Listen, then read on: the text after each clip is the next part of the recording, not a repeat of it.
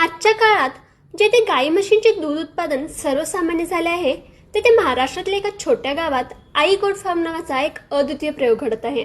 शैला नावाच्या महिलेने सुरू केलेला हा बकरी डेअरी फार्म म्हणजे ग्रामीण महिलांसाठी एक प्रेरणादायी उदाहरण ठरले आहे. शैला मॅडम सांगतात की त्यांनी हा उपक्रम 16 वर्षापूर्वी केवळ 4 बकऱ्यांपासून सुरू केला होता.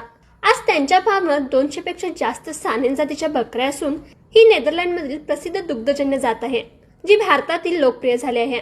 त्यांचा हा आई गोट फार्म अर्ध्या एकराच्या परिसरात उभारलेला असून प्रत्येक बकरीसाठी स्वतंत्र जागा आणि आरामदायक व्यवस्था केली आहे. सध्या या फार्ममधून रोज 40 लिटरपर्यंत दूध उत्पादन होत असून हे दूध चीज, पनीर, तूप तयार करण्यासाठी वापरतात आणि तयार उत्पादने मुंबई, गोवा आणि चेन्नई येथे विकली जातात. बाजारात बकरीच्या दुधाला उत्तम दर मिळत असून डेंग्यू किंवा अशक्तपणाच्या काळात याची मागणी जास्त वाढते.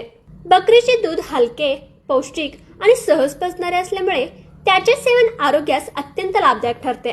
त्या सांगतात की एक बकरी 2 वर्षात साधारण 3 वेळा पिल्लांना जन्म देते.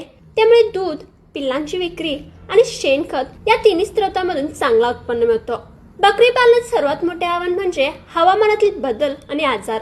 थंड आणि दमट हवामान बकऱ्यांना मानवत नाही, त्यामुळे निमोनिया, डायरिया आणि खोकला अशी आजारपण वाढतात.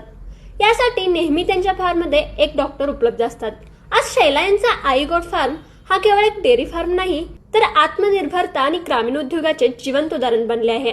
शैला यांनी सिद्ध केले आहे की योग्य नियोजन, मेहनत आणि आत्मविश्वास असेल तर बकरी पालनातूनही लाखो रुपयांचे उत्पन्न मिळून गावातच रोजगार निर्माण करता येतो. तर शेतकरी मित्रांनो, तुम्हाला हा बकरी पालनाचा व्यवसाय कसा वाटला हे कमेंट करून नक्की कळवा.